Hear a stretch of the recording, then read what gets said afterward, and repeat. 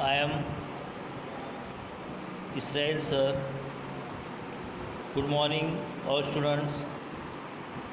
Today I teach the lesson number first, when, where and how in history. History tell us all about the change that have taken place over time. It target to find out the course about various events that have taken place in the past and how they impact people, practice, institutions and the society that is existing day to day. The Turk and the Afghan and the Mughal come to India with new customs and the atoms come for need. This develops deeply influence our economic, society, political systems. Here in these books we will learn in 16th century onward. The era of modern period show the major transformations from traditional world to the scientific world. अब ये जो period बताया गया है ये modern period बताया गया है। This is a three types of the period. This is a three type of the period: initial period, medieval period and the modern period. And we see the modern period. The Mughal, Turk, Afghan and Mughal come to India for, किस लिए वो आए थे यहाँ पे? New customs and the atoms on the comes needs. वो custom बस के ट्रेड्स के हिसाब से वो लोग यहाँ पे आए हुए थे। उन्होंने डेवलप किया, इकोनॉमिक सोसाइटी डेवलप किया, पॉलिटिकल सिस्टम डेवलपमेंट किया।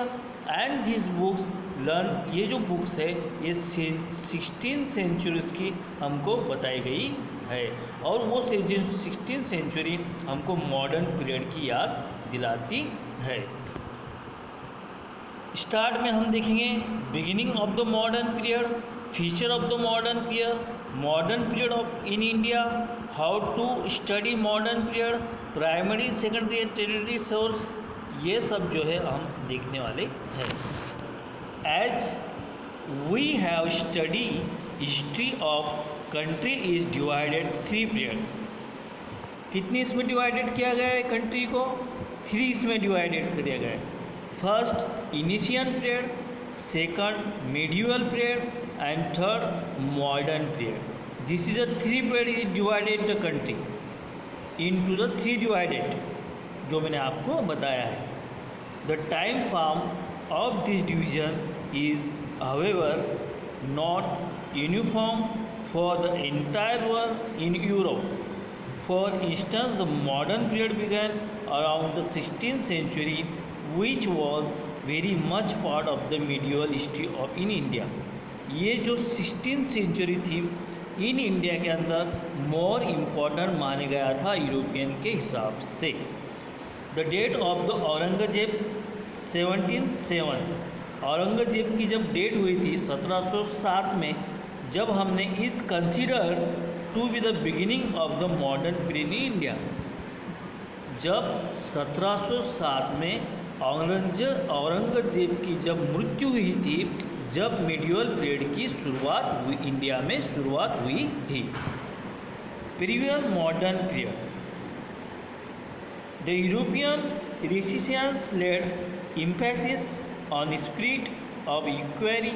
It result in scientific innovation and the discourse which create an impact on all aspect of the human life।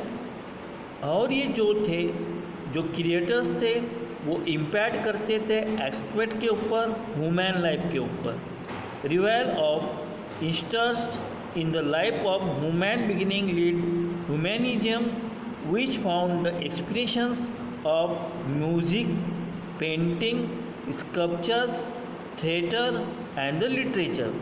इसमें बताया गया है कि ह्यूमन मैन जो था ये चीज़ों पे डिफेंड था, यानी कौन से? First music, second painting, sculptures, theatre and the literature. अब the feature of the modern period, हम देखेंगे अब उसके फीचर्स। मॉडर्न पीरियड के फीचर्स कौन से होते हैं वो हम मिडिवल पीरियड के अंदर देखेंगे।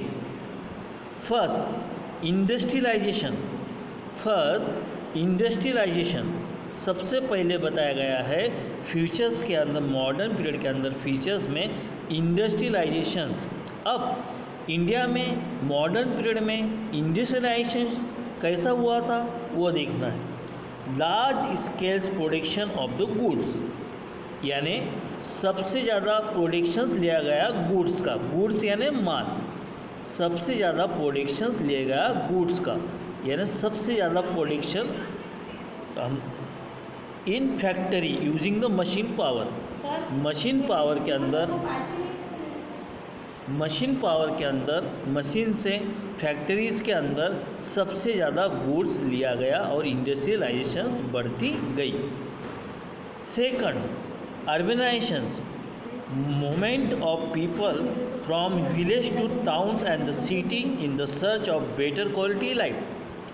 मीन्स जैसे मूवमेंट ऑफ पीपल, इंसानों के अंदर मूवमेंट बढ़ती गई और जो विलेज में रहते थे वो विलेज के टाउन्स में रहते थे वो काय में हो गए कन्वर्ट, माइग्रेशन सिटीज़ के अंदर in the search better quality. और उन्होंने सर्च किया एक बेटर लाइफ, एक बेटर क्वालिटी, एक बेटर लाइफ। उन्होंने माइग्रेशन करके विलेज से सिटी में गए, मॉडर्नाइजेशन किया और बेटर लाइफ बनाई अपनी हुई। Third, nationalisms, patriotisms and the growing identifications with one's homeland. इसके अंदर जो है आइडेंटिफिकेशन किया गया किसका, जो हम होमलैंड में रहते हैं। Next, democracy, government by the people. Democracy यानी हमको जो आज़ादी थी, हमारी जो गवर्नमेंट है वो पीपल पे अच्छी तरह से देखभाल करते रहे। Second, socialisms, a systems where state tries to ensure equitable distributions। और इसके अंदर सोशलिज्म्स एंड डिस्टम्स उसके अंदर हिस्ट्री के अंदर वो पीरियड के अंदर बनाए गए। Humanisms, greater concern to women welfare, desire of the values.